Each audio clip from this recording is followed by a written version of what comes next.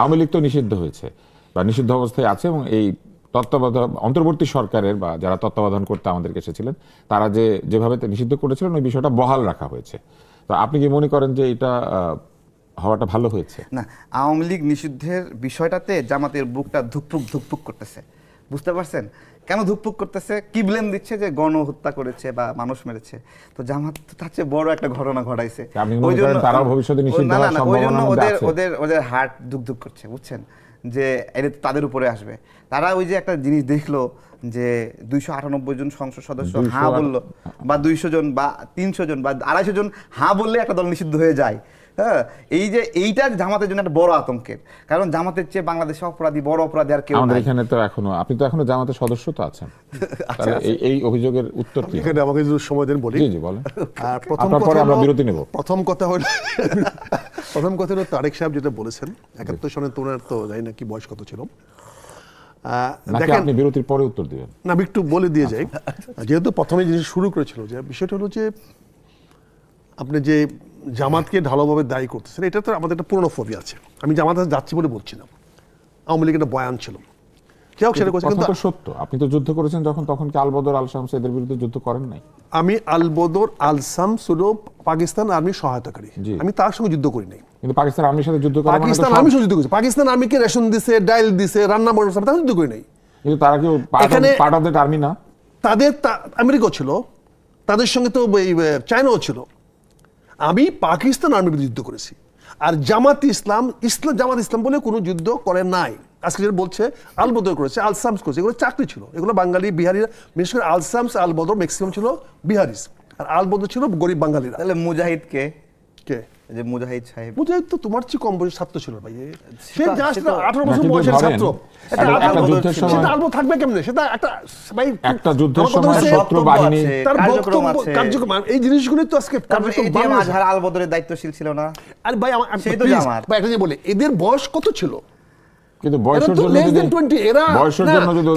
এরা ইন্ডিভিজুয়ালি হয়তো কোনো একটা অঞ্চল ভিত্তিক করতে পারছে। এখানে একটা জামাত কোথায় ইনভলভ হয়েছে 71 সনে, সেটা হচ্ছে যখন ডক্টর মালেকের নেতৃত্বে একটা সরকার গঠন করা হয়েছিল, একটা নির্বাচন হয়েছিল, সেখানে নিজাম ইসলাম, মুসলিম লীগ, জামাত ইসলাম এবং আওয়ামী লীগের 4 জন মন্ত্রী সহ একটা মন্ত্রী পরিষদ গঠন করা হয়েছিল। সেই মন্ত্রী পরিষদে জামাত ইসলামের 2 জন মন্ত্রী অংশগ্রহণ ছিল। সেখান থেকে জামাত তো আলবদর আল শামস, জামাতের কোনো লোক ইন্ডিভিজুয়ালি জয়েন। আমি বিএনপিকে চলে আসছি, বিএনপি চলে আসছে, এখন আমি কেন চলে আসছি? সারা বিএনপি কারা দিতে পারবেন? সারা বিএনপি বলতে পারবেন যে বিএনপি জামাতে চলে গেছে? আপনি মনে করেন না যে 71 সালে তাদের কোনো দায় আছে? জামাতের দায় আছে মানে কি? জামাত মুক্তিযুদ্ধে বিরোধিতা করেছে, জামাত ইসলাম তারা যুদ্ধাপরাধ করে নাই। বিরোধিতা করা যুদ্ধ, আমি তো তার বলে ওই বৈষম্য বিরোধী ছাত্র কোটা বিরোধী আন্দোলনের প্রচন্ড বিরোধিতা করেছি। কোটা বিরোধী আন্দোলনে প্রকাশ্যে বক্তব্য, কারণ আপনি তখন আওয়ামী লীগের সঙ্গে ছিলেন। আমি বলছি মুক্তিযুদ্ধের বিরুদ্ধে কোটা, তুমি মুক্তিযুদ্ধের বিরুদ্ধে কথা বলেছো, তোমরা মুক্তিযুদ্ধের বিরুদ্ধে কথা বলেছো, মুক্তিযুদ্ধের কোটা বাদ দিতে হবে। মুক্তিযুদ্ধ চাইলোই না। না, আমি তো মুক্তিযুদ্ধ, আমি তো বলেছি, কিন্তু আমি বলেছি মুক্তিযুদ্ধের কোটা বাতিল করতে পারবে না, তোমরা যাই চাও। আমি বিরোধিতা করেছি, প্রকাশ্যে করেছি। কিন্তু আমি যখন এক দফা আন্দোলন দাবি দিয়েছি, হাসনাতকে জিজ্ঞাসা করেন, আমি বলেছি যারা মুক্তিযুদ্ধই বাতিল করে দিতে চায়, বলেছে না যে আমাদের সংবিধান, যারা মুক্তিযুদ্ধ বাতিল করে দিতে চায়, যারা মুক্তি বাতিল করে দিতে, আমি জামাতের সত্য বলছি, যদি জামাতেরও কোনো লোক মুক্তি বাতিল করতে বলে আমি তার বিরুদ্ধে লড়বো, প্রকাশ্যে ঘোষণা দিচ্ছি। কারণ এই জামাত ইসলাম আর ইসলাম জামাত ইসলাম এক জিনিস নয়।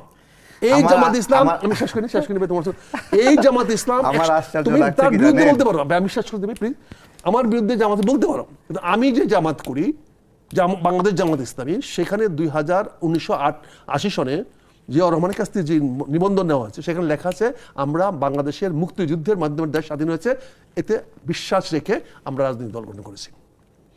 এটা পরিষ্কার লেখা আছে, গঠনতন্ত্রে লেখা আছে। এখন আপনি পুরনো জিনিসের কথা বলবেন, আপনি কি মনে করেন এই বিএনপি যেটা জিয়াউর রহমান গঠন করেছিল, সেই বিএনপি আজকে বিএনপি এক? ওই বিএনপি ছিল রাষ্ট্র প্রশাসনের বিএনপি, 19 দফা ভিত্তিক বিএনপি, যে 19 দফার 31 দফা এখন এই বিএনপিতে নাই, এখন নতুন 31 দফা আসছে, এবং এটা হলো সংসদীয় পদ্ধতির রাষ্ট্র এখন তৈরি হয়েছে। ওই বিএনপি তো আপনি সিলসিলা নিয়ে আসেন। আপনি মনে করেন যে 71 সালের যে ঘটনাবলী, তার কোনো দায় দায়িত্ব এই বাংলাদেশের জামাত ইসলামের? আচ্ছা, আমাকে জামাত ইসলামের তো অবশ্যই নাই, এটা পাকিস্তানের, ওটা পাকিস্তান। জামাত ইসলামের ওই 71-এর দায় দায়িত্ব জামাতের অবশ্যই নাই। কারণ জামাত একটি ক্ষুদ্র দল হিসাবে সে পাকিস্তান আর্মিকে পাকিস্তানের পক্ষে কাজ করেছে, এটা তার অপরাধ ছিল না। যদি পাকিস্তান জয়ী হইতো, এই যে 12ই ফেব্রুয়ারি আগে, এটা অপরাধ না 12ই ফেব্রুয়ারি আগে সবাই তো ইউনূসের পক্ষে ছিলাম, আমরা সবাই তো আসিফ মাহমুদের পক্ষে ছিলাম, সবাই তো আসিফ নজরুলের পক্ষে ছিলাম না, সবাই ছিল কিন্তু 12 তারিখের পরে আমরা কি, এই যে আমার ভাই পার্টি রেজিস্ট্রেশন নিয়েছে কোথায়, সে স্ট্রাইক করে অনশন করে কার কাছ থেকে, ইউনূস সরকারের কাছ থেকে। সে কি ইউনূসের দালাল? তাকে তার ইউনূসের দালাল বলবো? তাকে তাহলে আসিফ মাহমুদের দালাল বলবো? কিন্তু সে তো অনশন করে। আপনি তাহলে মনে করেন যে 71 সালের ঘটনাবলীর জন্য এই বাংলাদেশের জামাত ইসলামের কোনো দায় দায়িত্ব? অবশ্যই না, পরিষ্কার বলছি, এটা পাকিস্তান দায় দায়িত্ব। পাকিস্তান ভাঙ্গার পিছনে জামাত ইসলামের একক কোনো দায়িত্ব নাই। আচ্ছা, ঠিক। আর এখনকার বিএনপি এক না, এটা স্বাভাবিক। যখন যার সঙ্গে থাকে তখন তাকে ভালো লাগে। উনি যখন আওয়ামী লীগের সঙ্গে ছিল, আওয়ামী লীগ একটু টাকা দিতে হয়তো বা, তখন আওয়ামী লীগকে ভালো লাগতো, শেখ হাসিনাকে ভালো লাগতো, ক্ষমতা দিত, কিছু একটা দিত, বাতাস দিত, সে বাতাস খেয়ে বলতো শেখ হাসিনা ভালো। আবার ধরেন এখন জামাতের সঙ্গে আছে, জামাত হলো তাকে বাতাস খাওয়াচ্ছে, সে বাতাস খেয়ে বলতেছে যে জামাত এখন ভালো। তো সুতরাং যারা বিএনপির সঙ্গে নাই তাদের এটা একটা কমন ন্যারেটিভ যে আগের বিএনপি আর এখনকার বিএনপি এক না, এই জায়গা থেকে। তো এটা একটা বিষয় গেল। তো আগের বিএনপি তো অনেক কম আসন পেয়ে বিজয়ী হয়েছিল, এখনকার বিএনপি তো অনেকগুলো আসন পেল, তাহলে জনগণ কেন ভালোবাসলো, এই ভোটটুকু দিল? তো এটা একটা গেল। আর জামাতের বিষয়ে বলি, জামাত আমাদের বাংলাদেশের রাজনীতিতে অনেক আগে থেকে প্রাসঙ্গিক, এবং এটা একটা বাস্তবতা যে এখনও তারা প্রাসঙ্গিক আছে, সামনেও তারা প্রাসঙ্গিক থাকবে বাংলাদেশের। এবং শুধু জামাত না, জামাত কেন প্রাসঙ্গিক, বাংলাদেশের জন্মের সময় জামাতের একটা ভূমিকা ছিল, পজিটিভ আর নেগেটিভ, এবং তাদের সেই জনগোষ্ঠী বেশি বেশি প্রজনন করে সংখ্যায় অনেক বেশি হয়ে গেছে। আবার কখনো কখনো বিভিন্ন অ্যাক্টিভিস্ট, রাজনৈতিক কর্মীকে অর্থ দিয়ে তারা ম্যানিপুলেট করেছে বা কাছে নিয়েছে, বিভিন্ন কারণে জামাত এই জায়গাতে আছে। এবং তাদের সঙ্গে আছে ইসলামিক অর্থনীতি, জাকাতের অর্থনীতি, এই বিষয়গুলো আমরা আগে অনেক আলোচনা করেছি। কিন্তু আমাদের মুক্তিযুদ্ধের বিষয়ে যেভাবে নর্মালাইজ করে ফেলছেন যে জামাত হলো মুক্তিযুদ্ধের সময় মুক্তিযুদ্ধের বিরুদ্ধে ছিল না, অথবা মুক্তিযোদ্ধারা জামাতের বিরুদ্ধে লড়াই করেনি, অথবা জামাত মুক্তিযোদ্ধাদের বিরুদ্ধে লড়াই করেনি, তাহলে এই যে ঘরে ঘরে মানুষদেরকে অত্যাচার করছে, এটা তাহলে কারা ছিল? ওই মুজাহিদ সাহেব যে আল বদর ছিল, এই যে মোহাম্মদপুরে তার ক্যাম্প ছিল, সেখানে ধরে ধরে মানুষ হত্যা করতো, সেই মুজাহিদের জামাতই তো এই জামাত। সেই মুজাহিদকে তো তারা শহীদ বলতেছে, ওই নিজামী সাহেবকে তো শহীদ বলতেছে। যেই গোলাম আজম বাংলাদেশের মানুষ যেন হজ করতে না পারে, তারা বাধা দেয়, বাংলাদেশের স্বীকৃতি যেন না পায়, যে এটা কি একটা যুদ্ধ না? যুদ্ধ কি শুধু মানুষকে গুলি দিয়ে মারলে শুধু যুদ্ধ? দেশের বিরুদ্ধে লড়াই করতেছে, দেশের বিরুদ্ধে বয়ান তৈরি করতেছে, সেটাকে একটা দেশের বিরুদ্ধে যুদ্ধ না? এই কার্যক্রমের জন্য, জামাতের এই কার্যক্রমের জন্য আমাদের মুক্তিযুদ্ধ বিলম্বিত হয়নি। এবং সেই জামাতকেই তো আখতারুজ্জামান স্যার পছন্দ করতেন না, এবং পুরা বিএনপিকে চ্যালেঞ্জ করেছেন যে জামাতের সঙ্গে কেন বন্ধুত্ব করছে। এখন সেই জামাতকে এখন ভালো লাগছে। সময়ে মানুষ বদলে যায়, মানুষের কালো চুল পাকা হয়ে যায়, এবং পাকা চুল শেষে মানুষ একসময় মারাও যায়। এই পরিবর্তনগুলো আমরা দেখতেছি বাংলাদেশে। আমি যেটা মনে করি যে উনি, আমি বা যারাই আছি ভুলক্রমে মোহগ্রস্ত হয়ে জামাত ক্ষমতায় আসবে এইরকম মনে করে জামাতের সঙ্গে যেতে পারে, কিন্তু আমি মনে করি জামাতের সঙ্গে যাওয়ার চেয়ে আওয়ামী লীগের সঙ্গে রাজনীতি করা অনেক ভালো, অনেক বেটার, অনেক সম্মানের। কারণ জামাতের ওই অপরাধ, আওয়ামী লীগ তো এখন নিষিদ্ধ, আপনি তো তার সঙ্গে চাইলে রাজনীতি করতে পারবেন না। আওয়ামী লীগ নিজে রাজনীতি করতে পারবে কিনা, শুনেন, এটা নিয়েও সন্দেহ আছে। কিছুই একটা একটা করে বলতেছি যে দেখেন, আমি কেন বলতেছি যে জামাতের সাথে রাজনীতি করা চেয়ে আওয়ামী লীগের সাথে রাজনীতি করা বেটার। কারণ তারা একটা দল যারা প্রত্যেকটা মুহূর্তে বাংলাদেশের সঙ্গে ষড়যন্ত্র করে। আমি আপনাকে একটা জিনিস দেখাই, প্রমাণ দিচ্ছি। এই যে তেল নিয়ে বাংলাদেশের একটা সংকট তৈরি হলো, এই সংকটের পিছনে রাজনৈতিক কোনো হস্তক্ষেপ নাই, রাজনৈতিক কোনোই হস্তক্ষেপ নাই। আপনার মনে আছে? রাজনৈতিক হস্তক্ষেপ না থাকলে জামাত নেতার পাম্পে কেন এতগুলো তেল পাওয়া গেল? জব্দ করেছে না? আমার প্রশ্ন হলো যে বিএনপি নেতার পাম্পেও তেল পাওয়া যেতে পারে, বিএনপি তো তাকে বহিষ্কার করেছে। জামাত যে নেতার পাম্পে এতগুলো অবৈধভাবে তেল পাওয়া গেল, আমি আজকে আখতারুজ্জামান স্যারকে জিজ্ঞাসা করি যে আপনার দল তাকে কেন বহিষ্কার করলো না, কেন শাস্তি দিল না? কোনো উত্তর আছে? তো এইরকমভাবে শুধু তাই না, এই যে পেট্রোল পাম্পগুলোতে যে বাইকের বহর দেখছেন, এটা সাংগঠনিকভাবে নির্দেশনা দিয়ে দিচ্ছে যে তোমরা লাইনে গিয়ে দাঁড়িয়ে থাকে বাংলাদেশে একটা সংকটপূর্ণ জায়গা দেখাও। এবং তাদের যে অ্যাক্টিভিস্ট, আপনার তাই মনে হয়? কেন না, পিনাকি ভট্টাচার্য সহ যারা সারাদিন ধরে আমরা দেখিনি একটা নোয়াখালী না কোথায় জামাতের 2 কর্মী একবারে তেল উপচে পড়ে পেট্রোল নিচ্ছে, বাইক থেকে তেল পড়ে যাচ্ছে, এরকম একটা অবস্থা। তারপরে তাকে দেখে নেওয়ার হুমকি দিচ্ছে, হুমকি ধামকি দিচ্ছে বিভিন্নভাবে। এটা বাংলাদেশকে বিপদে ফেলতে মানে পারলে তাদের একটু ভালো হয় রাজনীতির জন্য। সেজন্যই তো এরকম রাজনীতি। দেখুন বিপদের সময় আমরা কি জানি যে শিয়াল এবং মুরগি একই গাছের ডালে অবস্থান করে, তাই না? কিন্তু এই বিপদের সময়, এই যে তেলের সংকট, এই সময় বিএনপি এবং জামাতকে একই জায়গায় অবস্থান করেছে, তারা কি একসাথে বলেছে চলেন আমরা সবাই মিলে মোকাবেলা করি, আমরা এটাকে স্বাভাবিক করার জন্য আমরা একসাথে বয়ান তৈরি করি? আমরা তাদের দেখিনি। তাদের সোশ্যাল মিডিয়া, ফেসবুক, তাহলে আপনি বলতে চান যে এখন যে সংকট দেখা যাচ্ছে, সংকট সৃষ্টির পেছনে তাদের হাত আছে? অবশ্যই তাদের হাত আছে, তাদের কর্মীদের হাত আছে। এই যে দেখেন একটা মানুষকে যখন এত বড় একটি রাজনৈতিক দল, এত বড় রাজনৈতিক দল যারা 2/3 সংখ্যাগরিষ্ঠতা নিয়ে ক্ষমতা এসেছে, তারা এটা ঠেকাতে পারছে না। না, এখন ওই ঠেকাতে গেলে তো সাউদারদের উপর অত্যাচার হয়ে যায়, তাদেরকে জবাব দিতে হবে, তাহলে সাউদারদের উপর অত্যাচার হয়ে যায়। আমরা আপনার কাছ থেকে শেষ মন্তব্য শুনবো করব জনাব আখতারুজ্জামান, এবং তারপরে আমরা আমাদের আজকের অনুষ্ঠানের ইতি টানবো। আপনি কি এই প্রশ্নের উত্তর দিতে চান যে আসলে এই সংকটের পেছনে জামাত ইসলামের একটা ভূমিকা আছে? তারা ইচ্ছাকৃতভাবে লোকজনকে লাইনে দাঁড় করে রাখছে, আসলে কি তাই? মানুষ এইভাবে রাত দিন লাইনে দাঁড়িয়ে থাকবে, দল বলেছে তাই?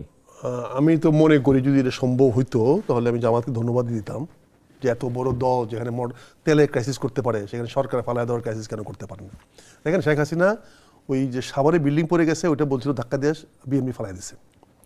না, ওনার মন্ত্রী বলেছিলেন পিলার নিয়ে ধাক্কা দিয়ে ফেলে দিছে। রানা প্লাজার কথা বলতেছে। আচ্ছা, না, এবং সেই রানাকে জামাতের আইনজীবীরা জামিন করিয়েছিল। তোমার কথাবার্তা তো জবাব দিই ভাই, এটারও একটু জবাব চাই। আমি প্রশ্ন করে ক্রস করতে। এখন বিএনপি বা বিএনপি ঘাসা লোকেরা সব কিছুতে জামাতকে দায়ী করবে, যেহেতু জামাত তাদের সঙ্গে নাই। এটা স্বাভাবিক, এটা অস্বাভাবিক কিছু না। এটাই গণতন্ত্রের মজার জিনিস। এটা আমরা সহজভাবে নিতে অভ্যস্ত এবং নিতে রাজি আছি, অসুবিধা নেই। আপনি তো আমাদেরকে দায়ী করবেন, এবং এই যে আপনি দায়ী করছেন, এটি তো গণতন্ত্রের নিয়ম যে আপনি বড় হয়ে আপনি আমাকে দায়ী করছেন। আপনি 2/3 মেজরিটি নিয়েও আপনি কমফোর্ট ফিল করতেছেন না, আপনি এখনো ভাবতেছেন না যে আপনি একা কাজটা করতে পারবেন। দেখেন, বিএনপি ছেড়ে আওয়ামী লীগ কেন গেলাম না তারে কয়েকবার বললো। এই আওয়ামী লীগে 2বার মন্ত্রী পাওয়ার অফার স্বয়ং শেখ হাসিনা তার বাড়িতে নিয়েও দিয়েছে, কিন্তু যাওয়ার প্রয়োজন মনে করি নাই। 17 বছরে মায়ের খেয়েছি, 4বার জেল খেটেছি। তারপরে কোনো একটা জায়গায় আমাকে 205 টাকা লোন দিয়েছে, নগদ হয়তো নগদ বেশি দিয়েছে, এই জন্য তো লোন দরকার পড়ে নাই। তাহলে তো আমার লোনগুলো পরিশোধ হইতো। আপনি আওয়ামী লীগের সঙ্গে ছিলেন তো? আমি আওয়ামী লীগের সঙ্গে কখনোই ছিলাম না। হ্যাঁ, তাহলে আমরা এতদিন নিউজ কি দেখলাম? এগুলো তো তোমরা নিউজ দেখবাই। আমি তো আওয়ামী লীগের কখনোই ছিলাম না, কারণ সবাই জানে, আমার এলাকার মানুষ জানে, আমার ব্যক্তিগত উত্তর খোঁজার চেষ্টা আমার জনগণ জানে, জানার চেষ্টা করছি, আমার এলাকার জনগণ জানে, আমার এলাকার জনগণ সবচেয়ে ভালো জানে। এখন আমি শেখ হাসিনার পতন না হলে এখনো আওয়ামী লীগের সঙ্গেই থাকতেন। শেখ হাসিনার পতন না হলে তাহলে আওয়ামী লীগে গেলাম না কেন? সঙ্গে ছিলেন তো আগে? কবে ছিলাম বলো, কবে ছিলাম? পতনের আগে ছিলেন? কবে ছিলাম? পতনের আগে পুরোটা সময় কবে ছিলাম বলতে হবে তো, আমাদের ডেট দেখাই দেবো তো কবে ছিলাম। আমি তো আওয়ামী লীগের বিরুদ্ধে সংগ্রাম করেছি, দেশমাতা খালেদা জিয়ার জন্য, মুক্তির জন্য মুক্তি পরিশোধ করেছি। আমি তো তার একটা পাইনি সেই মুক্তি পরিশোধ আমার সঙ্গে। আপনি বেগম জিয়াকে আপনার মুখ দিয়ে দেশমাতা বলেন না, আপনি তাদেরকে ভালোবাসেন না এতটা। না, উনি এটা বলতে পারেন, তারেক উনি এটা বলতে পারেন, কারণ এটা তার ইচ্ছা। যখন সীমা লঙ্ঘন করে তখনই কিন্তু গালাগালি করে। হ্যাঁ, না, সীমা লঙ্ঘন না করলে কিন্তু গালাগালি কেউ করে। আমরা এখানে শেষ করব, এটা বুঝতে হবে। আমরা এখানে, কারণ আপনার বয়সই হয়নি তখনও যখন আমরা দেশমাতা খালেদা জিয়া, আমাদের আর হাতে সময় নেই। আজ কেন আমাদের গালাগালি করে, কেন মানুষ আমাদেরকে সবকিছু বলে? কারণ আমরা যখন লিমিট ক্রস করি, লিমিট ক্রস আল্লাহ বলেছে, আমরা অনুষ্ঠানের লিমিটে পৌঁছে যাচ্ছি। হ্যাঁ, লিমিট আমি ক্রস করব না। আমি পরিচিত কথা বলতে চাই, আমি আবার পরিষ্কার করে বলতে চাই, এই বয়ানগুলো আমরা শুনে আসতেছি আওয়ামী লীগ আমলে, এই বয়ানগুলো বিএনপির কাছ থেকে শুনবো এটা আমরা আশা করি না। তারপর যদি কেউ দেয়, আমরা সেটার জবাব দিতে প্রস্তুত আছি। আমরা ভীত নই। এটা আপনারা কোথায় দিবেন, সংসদে নাকি সংসদের বাইরে? আমরা সংসদে দিচ্ছি, সংসদের বাইরে আমি তো সংসদে দিতে পারবো না, আমি সংসদের বাইরে দিব, আমি আপনার টক শোতে দিব, আমি আপনার কথা সামনে এসে বলবো, সামনাসামনি বলবো। কারোর সঙ্গে যদি আমার সামনে কেউ বলে তার সঙ্গে বলবো, তার সঙ্গে মুখে বলবো, হাতাহাতি করবো, তাকে বলে গোলাগুলি করবো, মারামারি করবো, অবশ্যই আমি আমার দাবি তো আদায় করবোই। আমি হেরে যেতে পারি, আমি তো ইরান তো হেরে গেছে, তারপরে কি সে বলছে আমি হেরে গেছি? আইন তো গোলাগুলিকে সমর্থন করে না, আইনি তো গোলাগুলি সমর্থন করে, আইনি তো গোলা সমর্থন, নাহলে আইনি গুলো সমর্থন পুলিশ গুলি দিলাম, বন্দুক দিলাম কেন? কারণ গুলিকে কাউন্টার দিতে হবে আচ্ছা, বলে আমরা- বন্দুক দিলাম। আমরা এই তর্কটাকে- কাজে আমরা এই তর্কটাকে আরেকদিন আমি নিয়ে যাবো, এক্সটেন্ড আমাদের কতটুকু হাতে যাব, সময় নেই। আমি এক্সটেন্ড কতটুকু যাব সেটা বললাম। এই তর্ক আমরা করব, জি, ধন্যবাদ। কিন্তু অসত্য মেনে নিব না, ধন্যবাদ কোনো আজকের অসত্য অনুষ্ঠানে। অন্যায় মেনে নিব না। ধন্যবাদ আপনাদের দুজনকে আজকের অনুষ্ঠানে থাকার জন্য। আজকে আমরা একটা দার্শনিক প্রশ্নের উত্তর খোঁজার চেষ্টা করেছিলাম যে মানুষ আসলে কি ক্ষমতার সঙ্গে থাকতে চায় নাকি ক্ষমতা